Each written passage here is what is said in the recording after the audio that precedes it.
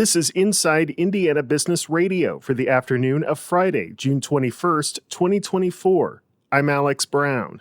World Wrestling Entertainment is close to an agreement with the Indiana Sports Corp to present several premium live events in Indianapolis over the next few years, including its flagship WrestleMania, Royal Rumble, and SummerSlam shows, according to sources familiar with the deal. The sources, who spoke to the IBJ on the condition of anonymity, said the deal with WWE has not been finalized, although one described the conversations as being in the later stages, with the parties continuing to iron out specific details. IBJ sources described the tentative agreement as one of the biggest deals in WWE history. The deal is expected to run at least 7 years and would include WrestleMania, which Indianapolis hosted in 1992, and SummerSlam, which the city hosted in 2008. The city would also host the Royal Rumble for the first time as part of the agreement.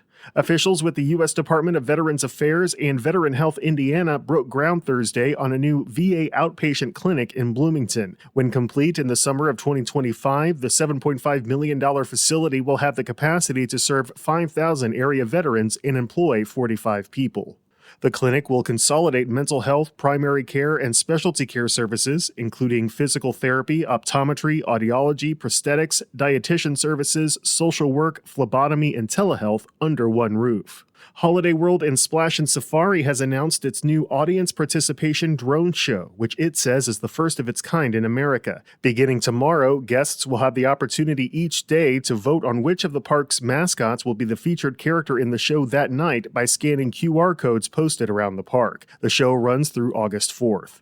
From the number one source for Indiana business news, this is Inside Indiana Business Radio. IBJ Media, Inside Indiana Business, and the Indiana Economic Development Corporation invite you to the Engage Indiana series, presented by CareSource, Indiana University, and Old National Bank. With an unrelenting focus on growing Indiana's economy, we'll dive into each region's unique challenges and distinct opportunities for growth. 9 regions, one goal. Indiana's bold future starts here. Discover more and register at ibj.com/engage. From Lucas Oil Stadium all the way down to Georgia Street, fans and Olympic hopefuls are celebrating the U.S. Olympic swim trials. While over 1,000 athletes are competing in the pool, 2 students and 2 professors from Purdue University have created a way for anyone to race in their own swim meet with the help of virtual reality. The Purdue USA Swimming Live VR experience allows participants to wear a headset and click a button to make a virtual swimmer travel through the pool all the way to Purdue Pete.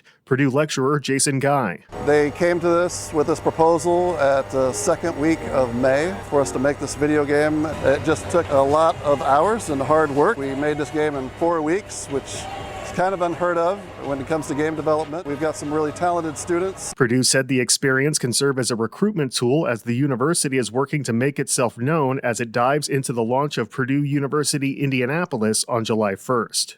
Pennsylvania-based Communications Test Design Inc. is expanding its footprint in southern Indiana. The company plans to invest $26 million to open a new location at the River Ridge Commerce Center in Charlestown and create 650 jobs. CTDI provides engineering, repair, and logistics services for customers in the communications industry, including telecommunication carriers, cable service providers, and original equipment manufacturers. The company said the expansion is the result of a growing customer base. Fort Wayne Mayor Sharon Tucker on Thursday announced plans for the redevelopment of the former Pepsi warehouse site on the north side of the St. Mary's River. The city is partnering with Indianapolis-based Browning Real Estate Partners to create what will be known as the Treeline District, which will feature an extension of public space along the riverfront, as well as a mixed-use building with residential, retail, and parking space. Fort Wayne Community Development Director Jonathan Leist. We ended up selecting Browning, who we're really excited about, thrilled to bring to Fort Wayne for their concept of the Treeline District. And one of the things we really loved about it was we thought they really grasped what we were doing with Riverfront phases, with Promenade Park and then Riverfront Phase 2.